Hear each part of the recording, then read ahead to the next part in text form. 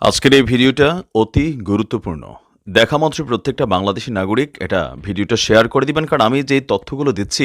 নমস্কার প্রিয় দর্শক, ক্যালকাটা ডায়ালগস থেকে মনোজ দাসের প্রীতি ও শুভেচ্ছা নিন। সাংবাদিকতা করতে গিয়ে অনেক সময় অনেক রকম স্কুপ নিউজ কানে আসে। এগুলো যে সবসময় সত্যি হয় তা নয়, বরং বলা ভালো বেশিরভাগ ক্ষেত্রেই এইসব স্কুপ নিউজ একটু ঠিকমতো সত্যি হলেও শতকরা 100 ভাগ সত্যি হয় না, কিংবা তার মধ্যে অনেক কিছু জল মেশানো থাকে। অনেক সময় পুরোপুরি ভুল খবরও পেয়ে যায়। আজকে এই মুহূর্তে একটা খবর পেলাম, যে খবরটা নিয়ে আপনাদের সামনে আমি কথা বলতে এসেছি। আবার বলে নিই প্রথমেই, এটা স্কুপ নিউজ। আমার দিল্লিতে যে সাংবাদিক, আমাদের অগ্রজ, অনেকই বড়, রাজনারায়ণ সাহেব, এরকম আমাদের যারা রয়েছেন তাদের কাছ থেকেই পেলাম খবরটা। সে খবরটা হলো যে আমাদের সরকার, ভারত সরকার শিগগিরই কেন্দ্রীয় স্তরে একটি অল পার্টি মিটিং করতে চলেছেন। এই অল পার্টি মিটিংটা করতে যাওয়ার অন্যতম কারণ কি, এ ব্যাপারে অবশ্য 2-3 রকম খবর আমি পেয়েছি। 2-3 রকম। যেমন একজন বললেন যে এই খবরটা হচ্ছে ভারত আবার, এটা আমাদের যে অপারেশন সিন্দুর হয়েছিল তার পরবর্তী সময়ে আপনারা জানেন যে গত পরশু দিন মায়ানমারে, সেখানটায় যে উলফা বা আলফা যেটাই বলুন, তাদের যে ইন্ডিপেন্ডেন্ট, তাদের এতে সন্ত্রাসী ঘাঁটিতে আক্রমণ করেছে। NSCN-K, যেটা নাগাদের জঙ্গি সংগঠন, তাদেরও মায়ানমার বাংলাদেশের বর্ডারে, এমনকি মায়ানমারের অনেকটা ভেতরেও ঢুকে পরবর্তী সময় কালকে পরশুদিন, গত 2 দিন ধরে মাঝে মাঝেই সেখানে ড্রোন অ্যাটাক হয়েছে, মিসাইল অ্যাটাক হয়েছে। বললেন যে এই ব্যাপারে আরও বড় কিছু একটা রাস্তায় ভারত যেতে চাইছে, এবং সেজন্যে সমস্ত রাজনৈতিক দলের সাথে, তাদের সাথে একটা খুব বৈঠক করতে চলেছে সমস্ত ব্যাপারগুলো নিয়ে। এটা একটা যেমন, তেমন আবার অন্য দিক দিয়ে একটা খবর পেলাম, সেটা হচ্ছে যে বাংলাদেশের ব্যাপারে বড় কোনো ব্যবস্থা নিতে চলছে। বড় কোনো ব্যবস্থা ভারত নিতে চলেছে। এই বড় কোনো ব্যবস্থাটা কি, এটা নিয়ে কিন্তু আমার মনে বেশ কিছু প্রশ্ন আছে। তার কারণ বড় কিছু ব্যবস্থা মানে তিনি বললেন হয়তো বাংলাদেশের সাথে যুদ্ধ করার ব্যাপারেও ভারত কিছু চিন্তা ভাবনা করছে। আমার কিন্তু সেটা মনে হয় না। তার কারণ ভারত কিন্তু ফুল ফ্লেজেড বাংলাদেশের বিরুদ্ধে যুদ্ধ করবে না, এটা আমার স্পষ্ট বিশ্বাস। এবং বিভিন্ন সূত্রে খবর পেয়ে, কথা বলে যেটুকু জেনেছি, ভারত বাংলাদেশের বিরুদ্ধে যে যাকে বলে পুরোদমের যুদ্ধ যেটাকে বলে, সেটা করবে না। করতে পারে কি, যেমন করেছিল পাকিস্তানের ক্ষেত্রে, সেটা হচ্ছে সন্ত্রাসী ঘাঁটিগুলো গুড়িয়ে দেওয়া। বাংলাদেশেও বেশ কিছু সন্ত্রাসী ঘাঁটি তৈরি হয়েছে এবং তাদের খবর ভারত সরকারের কাছে আছে। তারা চেষ্টা করছে যাতে এইখান থেকে আক্রমণ করে, যাতে ভারতে নানা সন্ত্রাসবাদী আক্রমণ তারা ঘটাতে পারে। তাদেরও যুদ্ধ করার কোনো ক্ষমতা নেই, সেই ইচ্ছাও নেই। তারা সন্ত্রাসবাদকে প্রশ্রয় দিতে পারে, দেওয়ার জন্য ভারতের বিভিন্ন জায়গায় তারা হাঙ্গামা তৈরি করতে পারে। এটা একটা সম্ভাবনা। আর একটা যে সম্ভাবনাটা আমার মনে এসছে, আমি আলোচনা করেছি কয়েকজনের সঙ্গে, সেটা হচ্ছে মানে যে যুদ্ধ করতে গেলে, যুদ্ধ করার আগে এত লোকজন জানিয়ে যুদ্ধ করার নিয়ম কোথাও নেই। আপনাদের মনে আছে অপারেশন সিন্দুরের আগেও কোনো যুদ্ধ কিন্তু অল পার্টি মিটিং হয়নি, কারণ সেখান থেকে খবর বাইরে চলে যাওয়ার সম্ভাবনা থাকে।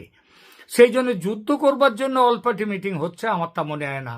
আমার অল পার্টি মিটিং হওয়ার যে একটা বড় কারণ, লাস্ট একটা গত বছর আগস্টে একটা অল পার্টি মিটিং হয়েছিল, যেটা হচ্ছে আমাদের বাংলাদেশের যে তৎকালীন প্রধানমন্ত্রী শেখ হাসিনা ভারতে চলে আসবার পর, তিনি ভারতে যখনই চলে এলেন তারপরে অল পার্টি মিটিং একটা হয়েছিল, এবং সেখানে ভারতে তাকে আশ্রয় দেওয়ার এবং তার ব্যাপারের সমস্ত ব্যাপার নিয়ে সেখানে আলোচনা হয়। সবাই সেখানে মতামত দেয়। ভারত সরকারের যে ব্যবস্থা নিয়েছিল সেই ব্যবস্থাকে তারাও সমর্থন জানায়।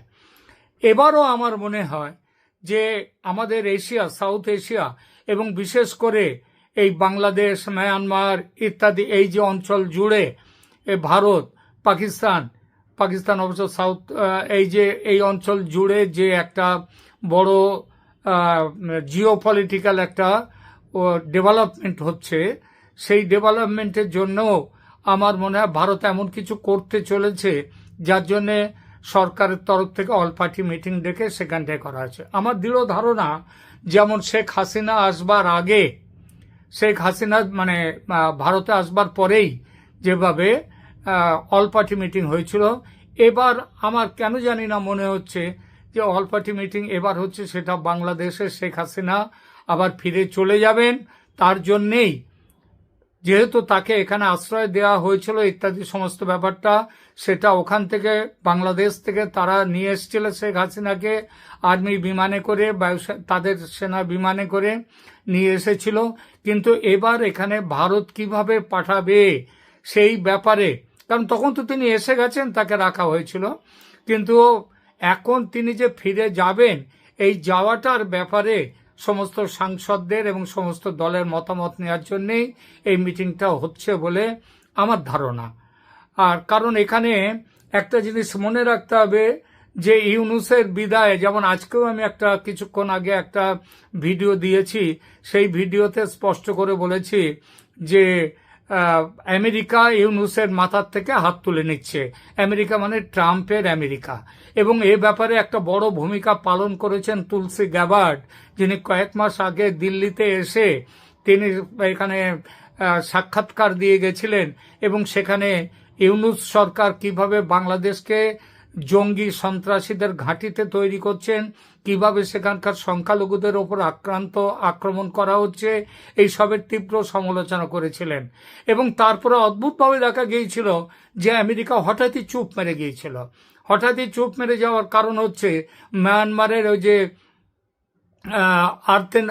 রেয়ার আর্থ ম্যাটেরিয়ালস যেগুলো খুবই দামি, সেগুলো নেয়ার জন্যে তারা মিয়ানমারের ওপরে আক্রমণ চালিয়েছিল। এই আক্রমণটা চালাবার প্রথম ছিল, আপনাদের মনে আছে যে বার্মা অ্যাক্ট নামে অ্যাক্ট করেছিল বাইডেনের সরকার, এবং সেখানে মায়ানমারের যে এখন আর্মি জুন্টা সরকার আছে তার বিরুদ্ধে ব্যবস্থা নেওয়ার অনেক ব্যবস্থা করেছিল, স্যাংশন দিয়েছিল। ট্রাম্প এসে সেই স্যাংশনকে আরো বাড়িয়ে দেয়, এবং শুধু বাড়িয়ে দেন, শুধু তাই নয়, তারা সেখানটায় মায়ানমারকে দখল করে, অন্তত মায়ানমারের ওই যে কাচিন প্রদেশ, আরাকান আর্মির সাথে যোগাযোগ করে মায়ানমার থেকে চীনা প্রভাব কমাবার জন্যে আমেরিকা অনেক রকম চেষ্টা করেছিল। আপনারা জানেন যে মানবিক করিডোরের নামে যেভাবে চট্টগ্রাম, তার পার্বত্য চট্টগ্রামে যেভাবে তারা এসেছে, আমেরিকা এসে ঘাঁটি গাড়ার চেষ্টা করেছিল, এবং বাংলাদেশের সেনাপ্রধানের আপত্তিতে সেটা কিন্তু শেষ পর্যন্ত কার্যকর হয়নি। সেটা আপাতত যা খবর পেয়েছি সেটা হচ্ছে আমেরিকার প্রশাসন আপাতত সেই যে ছিল মানবিক করিডোরের নামে ওখানে সৈন্য ঘাঁটি স্থাপনের প্রচেষ্টার থেকে পিছিয়ে গেছে। এখন এই অবস্থায় অর্থাৎ ইউনূসের ওপরে আর আমেরিকার ভরসা করার কোনো জায়গা নেই, ভরসা করার কোনো কারণও নেই। এবং তার জন্যে এখন যেটা চেষ্টা হচ্ছে সেটা হচ্ছে শেখ হাসিনাকে আবার প্রধানমন্ত্রী হিসাবে তার দেশে ফিরিয়ে নিয়ে যাওয়া। এবং এই ফিরিয়ে নিয়ে যাওয়ার আগে ভারত সরকার তারা অল পার্টি একটা মিটিং ডাকছেন। এখনো দিনক্ষণের ব্যাপারটা আমি জানতে পারিনি, তবে 2-1 দিনের মধ্যেই সে মিটিং হবে, এবং সেই মিটিংয়ের দিনক্ষণ জানলেই এবং সেখানে কি আলোচনা তার কিছু না কিছু খবর পাবই। সেই খবর পেলে আপনাদের সামনে সেটা জানাবো। আপাতত যা মনে হচ্ছে তাতে খুব শিগগিরই শেখ হাসিনা তার দিল্লির পাট চুকিয়ে তিনি বাংলাদেশে তিনি রওনা দেবেন। এবং এই রওনা দেওয়ার জন্যে যে প্রস্তাবগুলো এসেছে যে কিভাবে তিনি বাংলাদেশের সেনাবাহিনী, তার সাথে ভারতীয় সেনাবাহিনীরও ইতিমধ্যে যোগাযোগ তৈরি হয়ে গেছে, যোগাযোগ হয়ে গেছে। আজকে যে সেনাপ্রধান ওয়াকারুজ্জামান বিভিন্নভাবে আমেরিকার বিরোধী কাজ করবার কথা বলছেন, সেই কথার পেছনেও এটাও একটা বড় কারণ যে ভারতীয় সেনার সাথেও তার কথা হয়ে গেছে।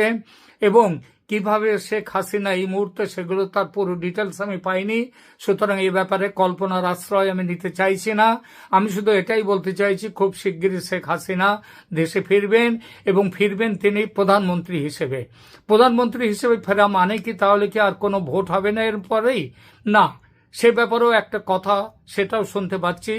সেটা হচ্ছে শেখ হাসিনার আওয়ামী লীগ, যে তারা এখনো দেশের সব থেকে বড় রাজনৈতিক দল, এবং সেই দলের পেছনে যে বাংলাদেশের সমস্ত মানুষের, বেশিরভাগ মানুষের, অধিকাংশ মানুষের, সংখ্যাগরিষ্ঠ মানুষের সমর্থন যে সেই দলের পেছনে আছে, সেটা প্রমাণ করবার জন্যে আগামী অন্তত 6 মাসের মধ্যে হয়তো ভোটের মুখোমুখি হতে পারেন শেখ হাসিনা। এবং সেই ভোটটা হবে কিন্তু আন্তর্জাতিক নজরদারির মধ্যে। এই অবধি এখন ঠিক, এখন দেখা যাক পরবর্তী সংবাদে আবার কি আসে, কারণ আমরা যখনই যে সংবাদ আসবে আমরা আপনাদেরকে সেটা জানাবো। এখনকার মতো এখানেই রাখছি, ভালো থাকবেন, ধন্যবাদ।